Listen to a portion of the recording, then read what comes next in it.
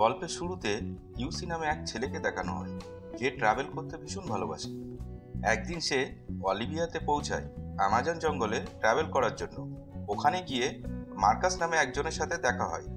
Marcus একজন school শিক্ষক ছিল। মার্কাস ও ইউসি দুজনে খুব ভালো বন্ধু হয়ে যায়।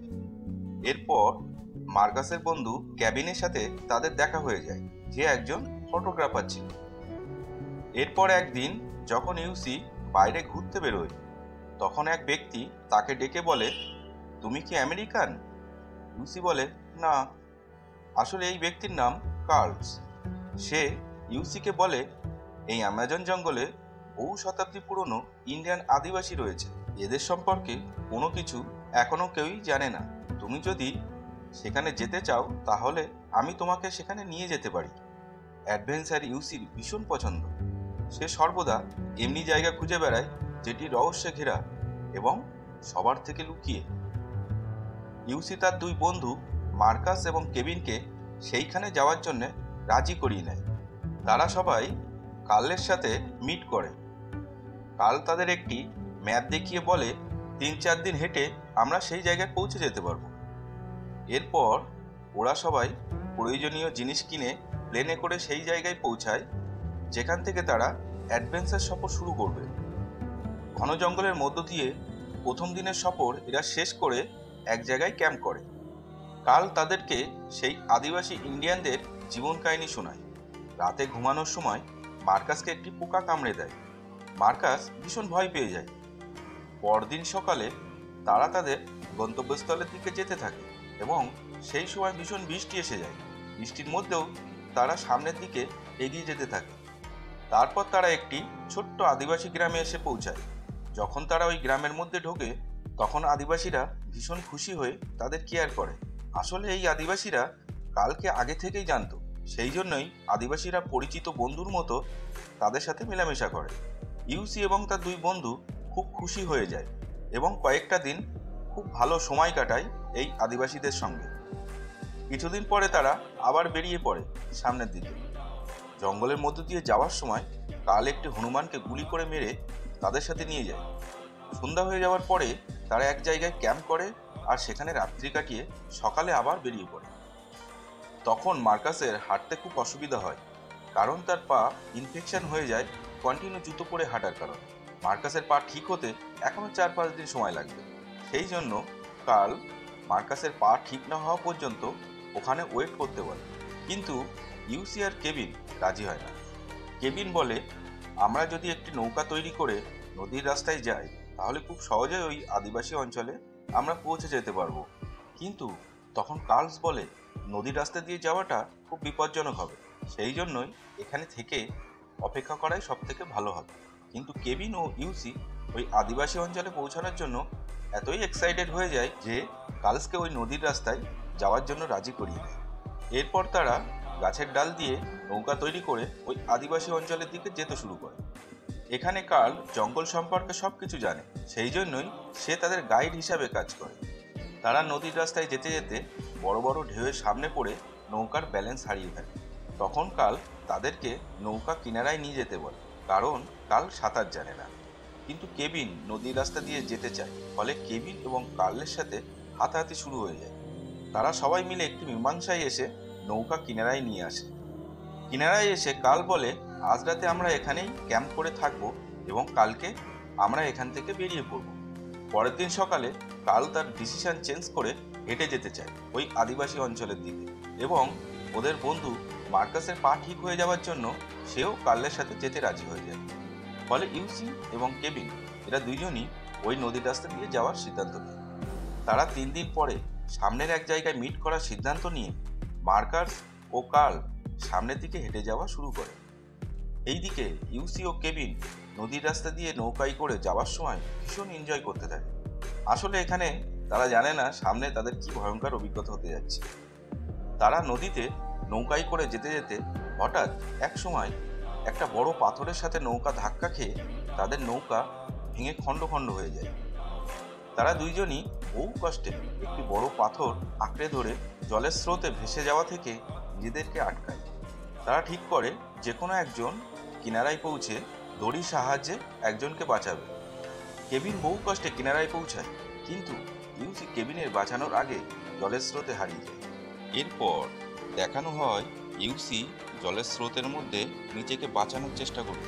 এখানে সে বহু কষ্টে নিজেকে বাঁচায় এবং সে কিনারায় উঠে আসে, কিন্তু এখানে সে জঙ্গলের ভীষণ গভীরে চলে আসে। সে কোনো ধারণা করতে পারে না এখন সে কোথায় রয়েছে। এই গভীর জঙ্গলে সে সম্পূর্ণ একা। সে ভীষণ ভয় পেয়ে যায় এবং কেবিন কেবিন বলে চিৎকার করতে থাকে। সে কিছুই বুঝতে পারে না সে এখন কি করবে।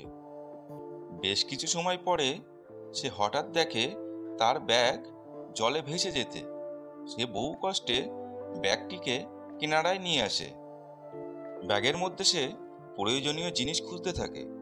সে এমন কিছু প্রয়োজনীয় জিনিস তার মধ্যে খুঁজে পায় না, একটি বাইবেল ছাড়া, যেটি তার আঙ্কেল দিয়েছিল তাকে। সে ব্যাগের মধ্যে খাবার খুঁজতে থাকে, কিন্তু আদা শিশি এনার্জেটিক ট্যাবলেট ছাড়া সে কিছুই খুঁজে পায় না।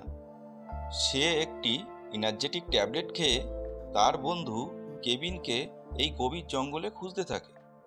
সে দিশেহারা হয়ে যায়। এই গভীর জঙ্গলে দিশেহারা হয়ে সে ঘুরতে থাকে। এই করে কয়েকদিন কেটে যায়। সে বুঝতে পারে না সে এখান থেকে কি করে বেরোবে। একসময় সে একটি ম্যাপ বার করে এক জায়গায় মার্ক করে যেখানে সে যেতে চাইছে, এবং সে ম্যাপ বরাবর সামনের দিকে যেতে শুরু করে তার বন্ধু কেবিনের খোঁজে। জঙ্গলের মধ্যে ইউসি এক ধরনের কিছু গাছ দেখতে পায়। প্রচণ্ড খিদেতে সে গাছে উঠে যায় ওই গাছের ফল খাওয়ার জন্যে, কিন্তু ওই গাছে থাকা সাপ তাকে কামড়াতে যায়। সে কোনো রকমে নিজেকে বাঁচিয়ে সাপটাকে মেরে খেয়ে ফেলে। তারপর রাত্রে সে যখন ঘুমাচ্ছিল তখন মানুষের গলার শব্দে তার ঘুম ভেঙে যায়।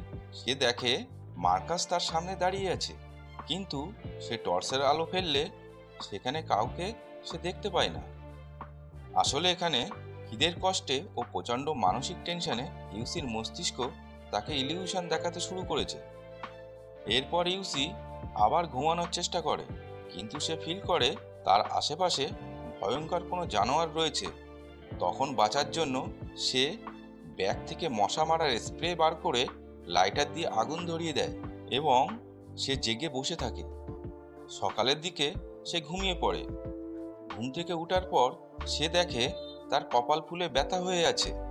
এখানে ইউসি যখন ঘুমাচ্ছিল তখন এক ধরনের পোকা তার কপালের চামড়ার মধ্যে ঢুকে যায়।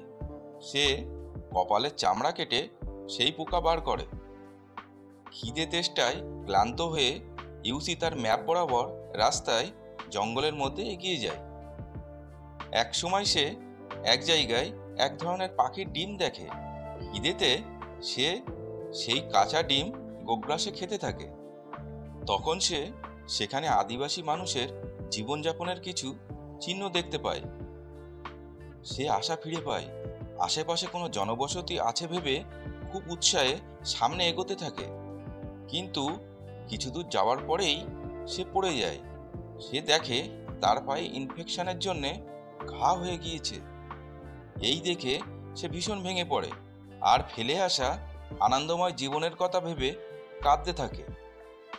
কিছু সময় পরে ইউসি বহু কষ্টে পা টেনে টেনে সামনের দিকে এগিয়ে যায়। এইভাবে কয়েকদিন চলার পরে সামনে নরম মাটিতে সে মানুষের পায়ের ছাপ দেখতে পায়। সে আনন্দে চিৎকার করতে থাকে, কিন্তু তখনই দূরে সেই ভাঙা ডিমের খোলা মাটিতে পড়ে থাকতে দেখে। কয়েকদিন আগে ইউসি এখানে বসে ওই ডিম খেয়েছিল, আর ওই পায়ের ছাপ ইউসির নিজেরই পায়ের ছাপ। অর্থাৎ ইউসি এতদিন ধরে কোথাও পৌঁছায়নি, শুধু সে একটি নির্দিষ্ট জায়গায় দিক হারিয়ে ঘুরছে। সে প্রচণ্ড হতাশ হয়ে যায় আর রেগে গিয়ে ব্যাগ মাটিতে আছড়ে ফেলে। আর অন্যদিকে কেবিনকে দেখানো হয় সে নদীতে ভেসে কিনারায় পৌঁছায়। সে এখনো বেঁচে আছে। কিছু লোক তাকে দেখে ফেলে এবং তাকে সঙ্গে করে তাদের গ্রামে নিয়ে যায়। এরপর ওই গ্রামের অফিসারের সাথে কেবিন ইউসি সম্পর্কে সবকিছু বলে এবং ইউসিকে খোঁজার জন্য অনুরোধ করে। অফিসার রাজি হয়ে যায় আর একটি হেলিকপ্টার ইউসিকে খোঁজার জন্য পাঠিয়ে দেয়। আর একদিকে ইউসি জঙ্গলের মধ্যে প্রায় 2 সপ্তাহ ধরে দিশেহারা হয়ে ঘুরতে থাকে। সে তার মানসিক ভারসাম্য হারিয়ে ফেলে। কোনটা বাস্তব আর কোনটা অবাস্তব সেটা বোঝার ভারসাম্য সে হারিয়ে ফেলেছে। সে এখন সব সময় তার অতীত জীবনের ঘটে যাওয়া ঘটনা তার সামনে দেখতে পায়। হঠাৎ এক সময় ইউসি প্লেনের আওয়াজ শুনতে পায়। সে হাত নাড়তে থাকে, সে জোরে জোরে চিৎকার করতে থাকে, কিন্তু ঘন জঙ্গলের মধ্যে প্লেন থেকে কেবিন তাকে দেখতে পায় না। ইউসির মন হতাশা ও নিরাশায় ভরে যায়। সে ভীষণ ভেঙে পড়ে আর কাঁদতে থাকে। অন্যদিকে কেবিন ইউসিকে না পাওয়ায় ভীষণ হতাশ হয়ে যায়। সে অফিসারকে আরও একবার খোঁজার জন্য অনুরোধ করে, কিন্তু অফিসার বলে আপনার বন্ধু 3 সপ্তাহের বেশি সময় ধরে ওই ভয়ঙ্কর আমাজন জঙ্গলের মধ্যে আছে। তার বেঁচে থাকার এখন কোনো সম্ভাবনা নেই। এইদিকে ইউসি না খেয়ে ও প্রচণ্ড মানসিক আতঙ্কে সে নড়াচড়া করার ক্ষমতাটুকুও হারিয়ে ফেলেছে। তখন ইউসি তার সামনে এক আদিবাসী মেয়েকে দেখতে পায়। আদিবাসী মেয়েটি ইউসিকে দেখে ভয় পায় এবং সেখান থেকে পালাতে থাকে। ইউসি তখন বহু কষ্টে ওই আদিবাসী মেয়েটির পিছে যেতে যেতে বলে, আমাকে দেখে ভয় পাওয়ার কোনো কারণ নেই। ওই আদিবাসী মেয়েটিও জঙ্গলে পথ হারিয়ে ফেলেছে। ইউসি ওই মেয়েটিকে বোঝায় সে তার কোনো ক্ষতি করবে না আর ওই মেয়েটিকে তার আদিবাসী অঞ্চলে ফিরে যেতে সাহায্য করবে। এরপর দুজনে একসাথে জঙ্গলের মধ্যে এগিয়ে যেতে থাকে। ইউসি মেয়েটিকে সান্ত্বনা দেয়। সে বলে, এই জঙ্গলে আমরা একা না, ঈশ্বর আমাদের সাথে রয়েছে। তুমি তোমার আদিবাসী অঞ্চলে ফিরে যেতে পারবে। এরপরে রাতে তারা দুইজন এক জায়গায় রেস্ট নেয়। ইউসি ওই মেয়েটিকে ভয় না পেয়ে তার পাশে ঘুমাতে বলে, কিন্তু যখন ইউসি জেগে ওঠে তখন দেখে সে একা শুয়ে আছে।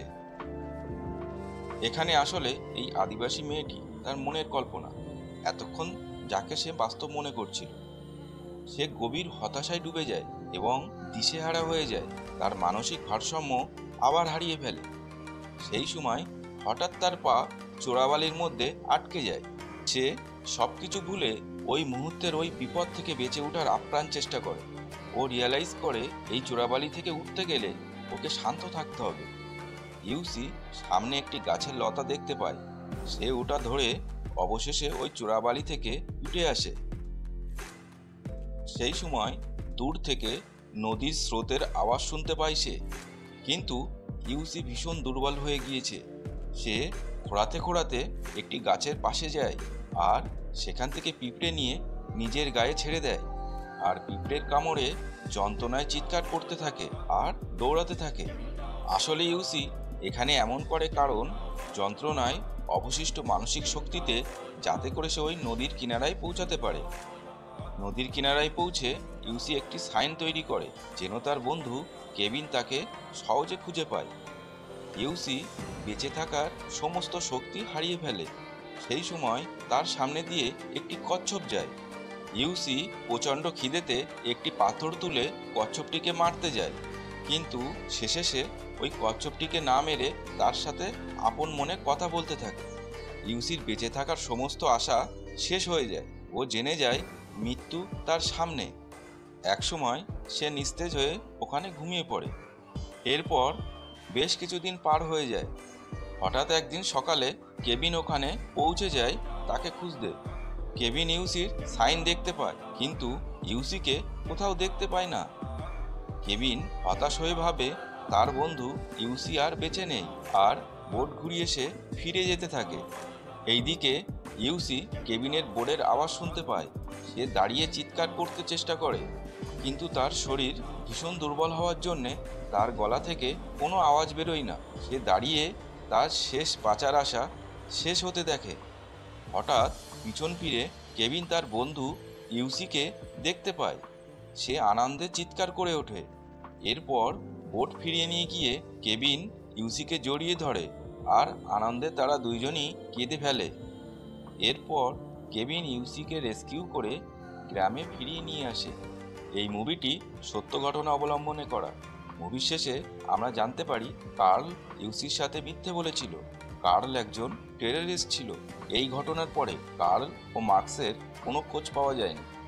এই মুভিটি দেখার সময় আমার মনে হয়েছে আমরা আমাদের ঈশ্বরকে যে নামেই ডাকি না কেন, তিনি আমাদেরকে আমাদের জীবনের কঠিন সময় পার করানোর জন্যে আমাদেরকে বিভিন্ন ঘটনার মাধ্যমে সাহায্য করে থাকেন। শুধু তার প্রতি আমাদের সৎ বিশ্বাস রাখতে হবে। আপনাদের কি মনে হয় কমেন্টে জানাবেন, আর ভালো লাগলে একটি লাইক দিয়ে যাবেন প্লিজ।